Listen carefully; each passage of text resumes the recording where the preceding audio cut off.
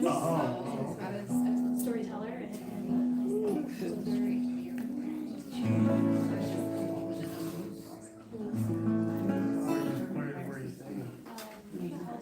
It's not in there. It's like Kermit Harrison. I wanted to let you all know that we have a dinner, free dinner invitation at Macedonia Missionary Baptist Church at 6 o'clock. Bobby Hunter, I guess he's the agent for the Harlem Globetrotters. He has invited us, and it's part of the World Conference of Mayors event that is always held in conjunction with festival. And this was a late-breaking invitation. NY Theory affirmed it. I said, "Are you sure?" Because I don't want a lot of people mad at me if they show up. But apparently it's true. So 6 o'clock. Oh. Kermit Harrison.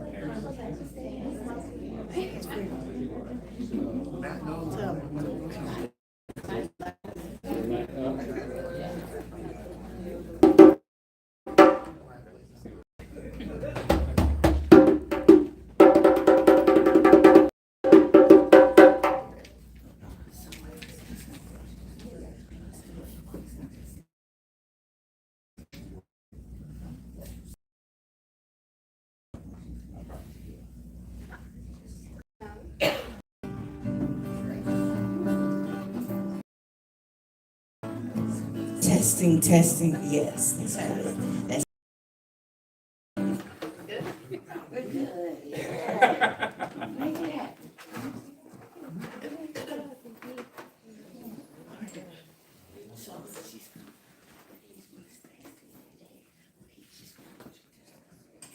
Hello, good evening, conference goers, festival participants. It is my particular pleasure to host a short conversation afterward with the artists and with you as the audience.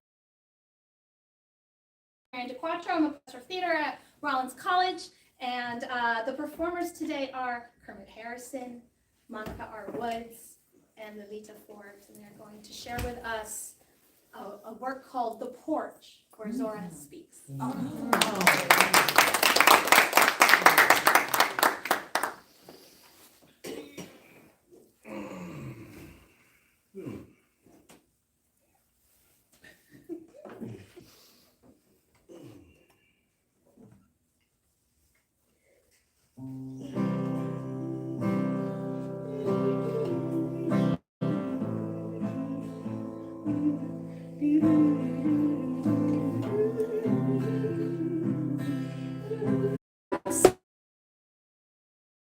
Love of song. We didn't need the world to understand it because it was ours, uniquely ours. See, on the porch, we were enough. Now, Zora knew this, and she loved the porch and all it represented. No matter where she traveled, she always came back to the porch. Now, there were those who tried to diminish it, to dismantle it, to pretend it never mattered. But she would not allow it. Because for her, the storefront porch in Eatonville, Florida, the city of 3 lakes, plenty guavas, 2 schools, and no jailhouse, was the center of the universe. Now, folks kept looking for Zora, turning her life over in their hands, but she was here all along, waiting for us to join her, to just sat down on the porch and listen. So now, leave the noise of the world right where it is. Come on up, have a seat, cause you can't enter the Zoraverse until you what? Step onto the porch. Hello, friend. I need you. You ain't got to be shy or cool. Set yourself down, grab yourself a chair. It's okay. You can probably smell that cornbread cooking, Sadie's cakes. Woo! Good luck. Ready if you go ahead, fix yourself a plate. Come on down. There's room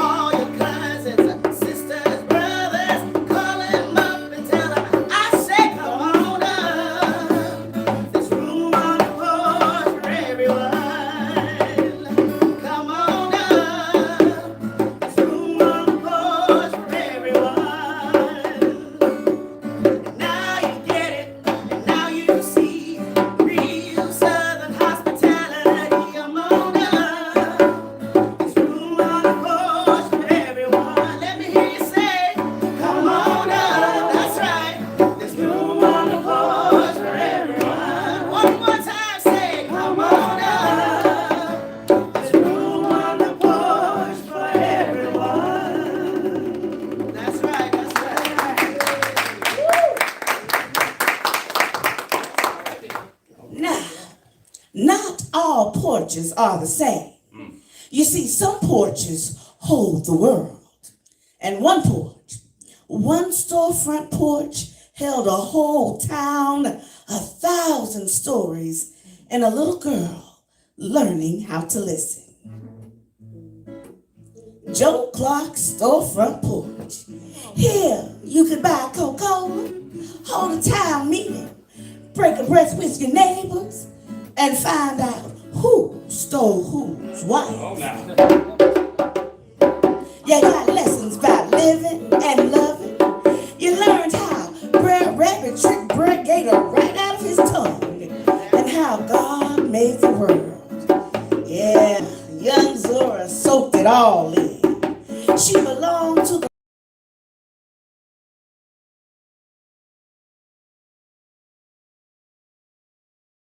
supposed to be minding grown folk business.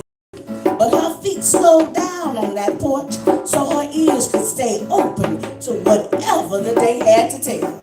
And whether she knew it or not, stories, those laughs, those lies, those lessons would become her passport to the world. Now, one of the stories she heard went a little something like this. You ready to tell them about it, Brother Kermit? I'm ready to tell them about it. All right. Well, God made butterflies after the world was already finished and through. You know, the Lord seen all so much bare ground that he got sick and tired of looking at it. So he told him to fetch him in pruning shears, and he trimmed up the trees. That made the grass and the flowers. He spread it in the clearings, and it grew there for Memorial Days. But after a while, the flowers said, we's put here to make the world, keep the world company, but we's lost them ourselves. And so God said, a world is something may never finish. As soon as you make one thing, you gotta make something else to go with it. Give me my teeny-inch shears. So, around clipping little pieces off of everything. The sky, the trees, the flowers, the earth, the varmints, and all those little clippings flew off. And when folks saw them clippings fluttering off of God's scissors, they called them flutterbys. All right. But you know how it is with the brother in black. He got a big mouth and a stammering tongue. He got it mixed up, and he called them butterflies. You see, so that's why they still call them butterflies to this day. That's how come we got butterflies of every color and of every kind. And that's how come they hang around the flowers. They was made to keep the flowers company.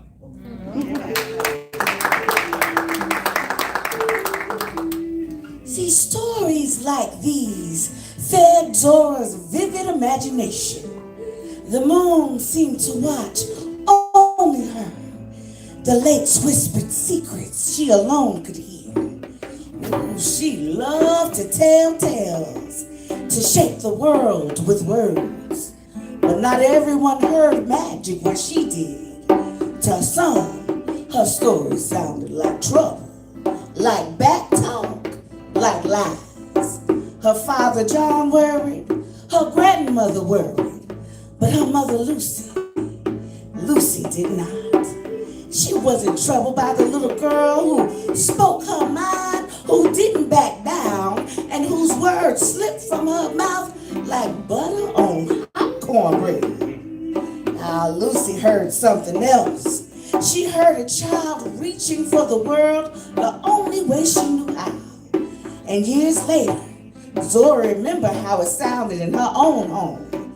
In that house, imagination didn't always sound like magic. Sometimes it sounded like trouble. Luther! You hear that youngin' stand up here and lie like that, and you ain't doing nothing to break her of it? Grab her, bring her coattails over her head, and wear out a handful of peach hickories on her backside. Oh, she just playing. Playing? Why, that little heifer is lying just as fast as a horse can trot. Stop her. I bet if I lay my hands on her, she'll stop it. Ooh, I'll abominate a lying tongue. Mama never tried to break me. She listened sometimes and got grown as gun was iron. The least thing Mama could do was straighten me out by smacking my jaws. Ooh, she outraged my grandmother scandalously by not doing it. Mama was going to be responsible for my downfall when she stood up in judgment. It was a sin before the Lord justice. That's what it was. God knows grandmother would break me or kill me if she had her way. All I was good for was to lay up and wet the bed half the time and tell lies. I knew that I didn't have to pay too much attention to the old lady, so I didn't. Furthermore, how was she going to tell me what I was doing on the inside? I would keep my inventions to myself, which is what I did most of the time.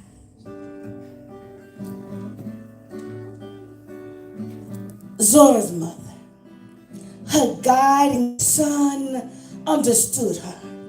She understood Zora's fire. And she told her husband, Zora belongs to me. And she told Zora to always jump at the sun. You might not land on the sun, but at least you'll be off the ground. Jump at the sun. You may not land on the sun, but at least you'll be on the ground. Mama said, Zora, jump at the sun. You may not land on the sun, but at least you'll be off the ground. Oh, yeah. Zora would hold on to this for her entire life. The courage to leap, the fire of possibility. They will pass me. Time to chase the dreams ahead of me. Can't go back, it's clear. I must break free. I have the right, the gift, the means. Won't hesitate too much at stake. The only obstacle in the way is me. Mama said, jump at the sun. You may not land on the sun, but at least you'll be off the ground. Mama said, Zora, jump at the sun. You may not land on the sun, but at least you'll be off the ground. Oh. But what happens when clouds cover the sun and its warmth disappears?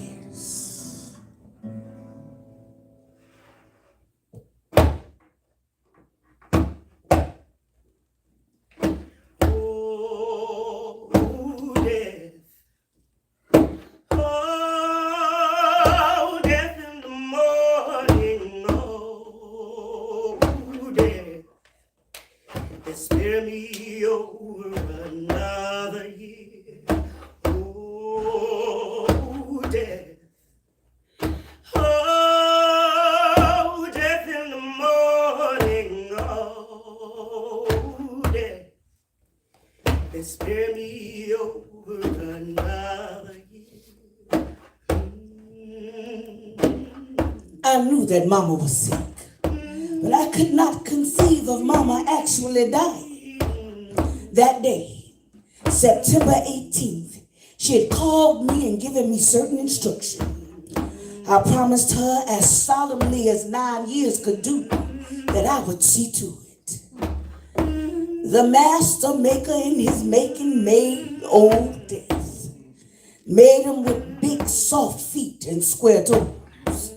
Made him with a face that reflects the face of all things, but neither changes itself, nor is mirrored anywhere.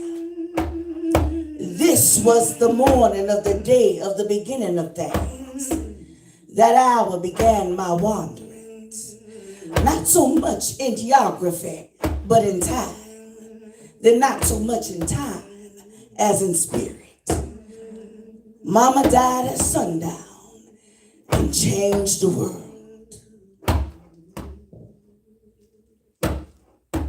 That moment took everything with it. The porch felt empty.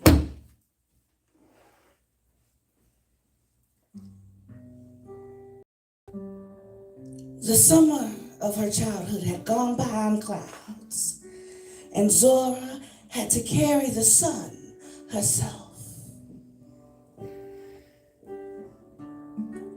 When I left the porch, I left a great deal behind me. I was weighed down with a power that I did not want. I had knowledge before its time. I knew my fate. I knew that I would be an orphan and homeless. I knew that while I was still helpless, that the comforting circle of my family would be broken, and that I would have to wander cold and friendless until I had served my time. I saw deep love betrayed, but I must feel and know it. There was no turning back. And at the end of my pilgrimage, then I would know peace and love. Jump at the sun. You may not land on the sun, but at least you'll be off the ground. Zora, jump at the sun. You may not land on the sun, but at least you'll be off the ground.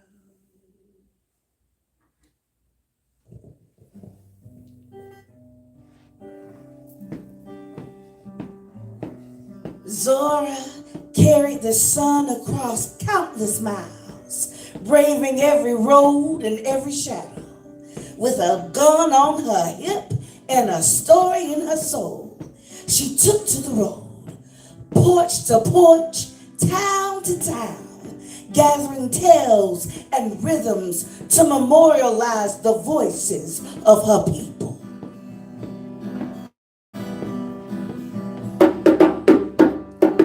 From Jacksonville to Jamaica, from Harlem to Haiti, Zora held that storefront porch in her heart. It traveled with her across oceans and time, a place of listening, of story, of song. Now there were those who didn't understand.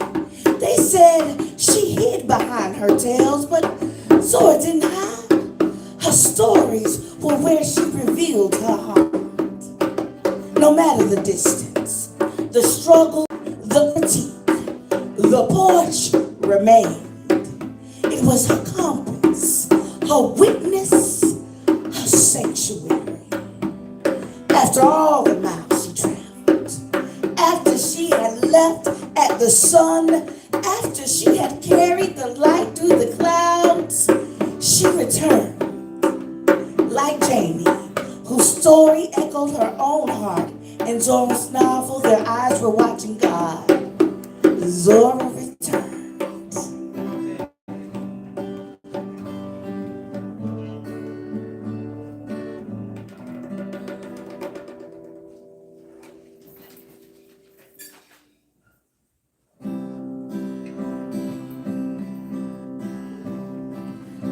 Now that's how everything was, just like I told you. So I'm back home again and I'm satisfied to be here.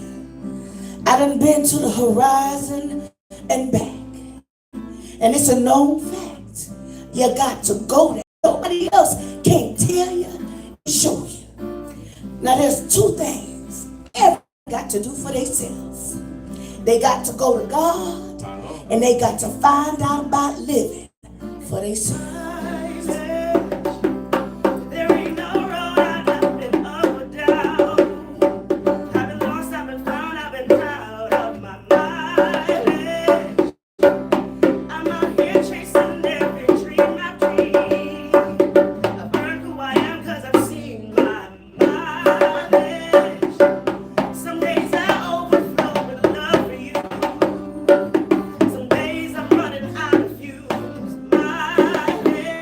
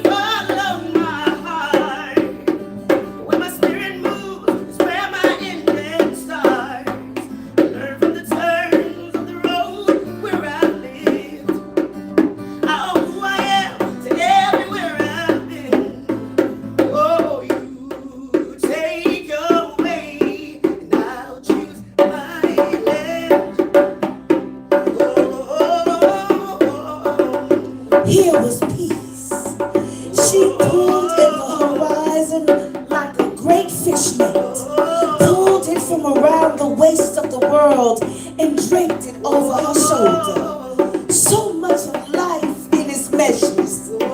She called in her soul to come and see.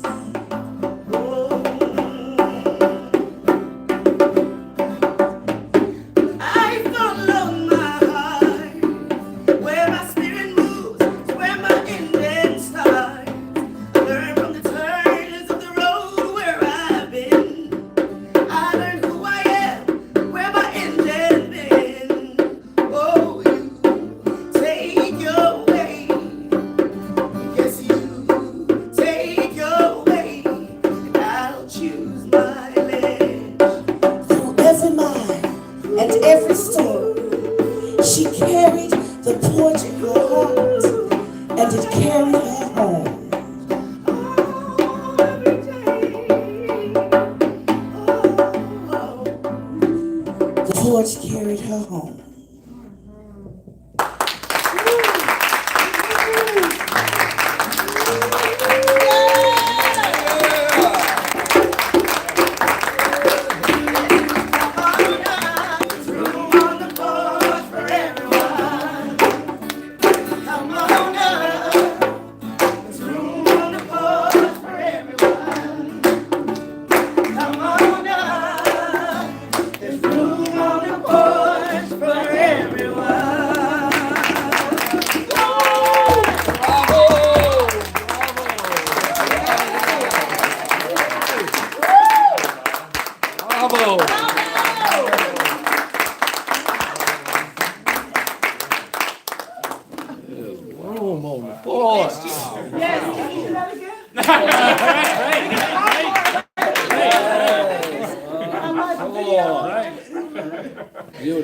We'll go see you on Broadway. Working on that.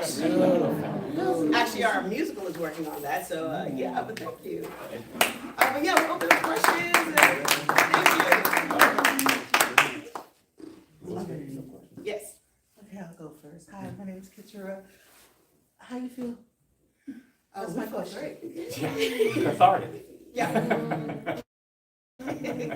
Yeah, it was a wonderful process. So it's a surreal feeling to be able to come and present. This is our first time presenting this. So, yes. Thanks to Monica, our writer, and she's the visionaire of it. So. Yes. I love the blending of your narrative with hers and from her other. Thank you, Monica. You want to answer that? Okay. Well, do you have a question? No, It's this just is coming. beautiful. Oh, I'm sorry. It's speaking to blending the narrative. Oh, okay. Yes, the Zora story, yes. Oh, okay. Yes, I'm sorry. So, music. There's a musicality to Zora's words, and music is a core. It's important to what we do. And so, and music always, it tells as much of the story as the narrative does. And so it was important for us to find just the right music, just the right song to, that encompasses her life, that reflected her life. And she did it her way. She did it her way. So, yeah, thank you so much for the comment. Is this original music? It's a combination of some of the other scoring. There's a song that I wrote called I Won't Hold Me Back. And Monica asked me to add that song because it's really all about the writer, the musician, the artist. Oftentimes we get caught up in the art and we don't move our music work forward. And so the lyrics of the song is actually, I won't hold me back. It's pretty much mean I'm not gonna make any more excuses no matter what it looks like or what I hear. I'm just gonna keep pushing my music. And so it was from my EP that I did. It's just to encourage musicians. So I think it fit in really well with the underscore of it. And the little harmony that you heard, she was like, I need something, to bring in the morning, because it's all about the porch. And I thought about in the morning. And she said, that reminds me of death. I was like, okay, well, I'm just gonna do it. So, so that was incorporated in there. And another song where she was going through her journeys. There's a song that I wrote called Home. I call call it the Caribbean anthem. I'm originally from the island of St. Martin, and oftentimes I don't get to go home, and this song is really about the feeling of those that are from the places where the sea and the sand meet, and we have these experiences with all the elements, but yet we always, home we take with us. And so this song was also appropriate to carry her journey along, so, yes. So how did what inspired this? Like, what was that inciting moment for you where you were like, I have to do this? Or was it a collective effort? And like, how did the process happen? So, I've always wanted to attend the Zora Hurston Festival, right? And so, our mentor, Miss Kimberly Harding, she called me, she was like, damn you. Yeah, she said, why don't you all submit something to the Zora Hurston Festival? I know, they talk about papers, but they also talk about storytellers and this and that. And I was like, yeah, let's do it. Because in high school, I read Their Eyes Were Watching God. And it was an honors English class. And there were a lot of people in that she interviewed. But I didn't, and I was like, well, why is this? Because she's my people. Because my parents, my grandparents come from Palatka, Weelatka, which is, so at the same time, we were all those this is me, that's why it resonated so much. This was a passion project, and Lili, she was like, yeah, let's do it, no problem, let's do it. And then Kermit came along, and I just think he was an answered prayer. And so it was a beautiful process, and so there was a lot of research, lots of watching documentaries, reading her novels, and I was like, and I was reading critiques from other academics about her work, just kind of really pulling her apart. And I was like, sometimes we pull a person apart so much that we miss it, right? And so I'm like, they're missing her. Her story, she's right there in her story. She's telling you who she is right there. And so that's kind of what inspired this piece. Sit down, just listen, and there she is. That's it. I have a question. I'm honored to have witnessed this for the first time. Thank you. I don't know if you have any inspirations that came from the theme of mothering and being a mother. You present sort of snippets of her relationship with her mother, as well as her giving us all these gifts, casting that net, in the world, and it living on. And so I don't know if you had any thoughts on that. So I'm not a mother, but I have a mother, one beautiful person, the best person I know, really. And she always told us, in essence, to jump back to Sunday. She didn't use those words, go. She would say, look up and live. Live. And so when I was reading Just Tracks on the Road, and I got to that moment, I was like, my God. If something were to happen to my mother, my son, I would be devastated, and I understood that wandering. I lost my father, and I understood that one, but my mother, I was like, oh my goodness. And that was really the shift in her journey, right? And she could have stopped, but she didn't. She carried the son, she carried those lessons. So that's where that came from, kind of resonating the relationship with my mother. And Lili, did you? From Monica and her writing, her and seeing what the relationship between mothers, it's always like, somebody would say, no, she's supposed to be raised this way, but you'll always have that mom say, all right, because I have a mother like that, she's like, okay, I hear what you say, don't wear no lipstick, put something on your face, wear this, and so I think that relationship with her and mom had this connection, and I think her moving on just honored her mom, and I think it resonates in these stories, so that's where I got with it. I'm sorry, you're done? Yes.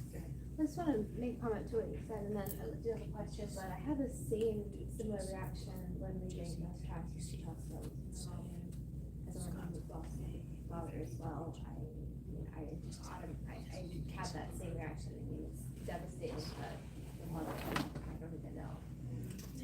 My question though is, there's obvious similarity between this relationship that people form around the front porch and Vacation Raccoon, and that gathering space and kind of being able to exist as a community separate from any sort of oversight authority. But also, if you think about that as the similarities, the raccoon is also a means of economic production and ability to self-sustain. And I'm wondering, and this might be just a bit outside of scope of this, but to what extent does the front porch kind of also represent an ability to, have a means of self-sustainability in a changing community, and being able to come back to that space and gather and even in a community where like the identity is shifting, being able to return. Well, I look at it as me growing up in the Caribbean. I spent a lot of time on the front porch. The front porch is where I would meet the sun in the morning and try to look at it straight ahead, never went blind. Or at night when the moon would just hit you and you're just sitting on the porch. But then when it's the first place you see a neighbor, you call, oh neighbor, good morning, or the old lady down the street that's always looking out to make sure you're doing right before you're and then coming to the United States and seeing how the porch is still a place where people gather. It's just part of who we are. We gather, we tell stories, and a lot of times we tell stories, not his stories, and that's something that is important, because a lot of times you hear things off in the wind. The easiest place to hear it is the porch, is where you come in, and when you go out, you meet the porch. When you're going out, it's the last thing you see before you leave your house, and I think that's just a part of our culture and who we are.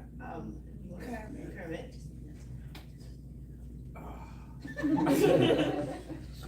So in my day job, I teach philosophy. So I spend a lot of time on the porch, figuratively and literally. And I spend a lot of time in quiet and having the birds soundtrack. So in the morning on the porch, when the sun is coming up and the birds, it's a still moment. I get a whole lot out of those moments. So that's my part. The porch, it is the place where I breathe, to take a moment from the world. But also, I remember like my grandmother braiding my hair on the porch, or shucking corn on the porch, or peas. And during those times, they were transmitting knowledge and stories. And I didn't even know. My grandmother, sometimes she'd be on the porch and we were getting ready to go in the house, and she would grab us and she'd do ham bone on our thighs. Ham bone, put them in the hole. And I didn't know that came from enslaved times. So there was so much history, so much knowledge there. And now you don't see, someone spoke to it, that on the porch too much anymore. You don't see houses built with porches much anymore. You see a driveway. Or the porch is just mere decoration, right? And so, that's scary. Yeah. Because oral tradition is a part of who we are. And in this time when they are trying to erase so much, we need to transmit that somehow. And that oral tradition is so important. And that porch is so important. That gathering space is so important. There is I think a loss in community without it. Right, yeah. I find myself, I have a twin boy and girl, and when they started, being able to go onto the front porch, I would literally say, take your shoes off. And some people were like, well, we don't take our shoes off. I said, where I come from, we always took our shoes off. I said, go on the porch. It was closer to them getting on the grass. and running outside. And I try to encourage them to do that because it connects you to your space, it connects you to nature, it connects you to who you are. And it's really significant. People, they don't really think about it as much, you know? And I think it's important for us to start bringing that concept back. It's one of the easiest way to bring people back to storytelling. And a lot oftentimes when we do storytelling in Tallahassee, you know, we give that, you know, front porch feeling of people can come to the house without actually coming into your house, because you don't always want people in your house. But you will entertain them on your porch. Yes. I just want to thank you so much. I want to stop the conversation, but I have to leave, but I wanted to, on behalf of the program committee, we're so thrilled that you could join us. We put the call out and made it broad, as you said, it had storytelling, and we didn't know what kind of response we would get. And when yours came in, we were really, you know, super happy. And then to see it in this room with the town that Freedom built behind you, and the festival going on outside, it's just very powerful. And thank you all for coming. And I didn't want to just dash without saying Thank you for you. having us. Thank you. Appreciate it. Any other questions? So, it's such a privilege to be at the premiere of the work, and I wanted to know, where is it going next? Because it is amazing. Thank you. I have no clue. I don't Wherever you know. invited. Yeah. There you go. It is open. Yes, it is open to invitations. We take invitations. Monica and I have been working together for over, 20-some years now. We went to FAMU together, theater, and we've started getting into the griot world of telling these stories. And we've been receiving many invitations to come and tell different stories, and this is one we can add to the collection. And so anytime, just, let people know. We have cards. We're happy to give it out to you and call us. And we are welcome to come and share the story. Thank you. Thank you. Well, thank you. Thank you for Thank you very having much.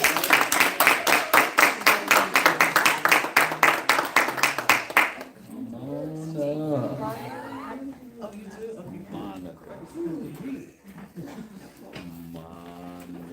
So shall we say get some cards, start cards? Sorry. I just wanted to know, should we wait till we get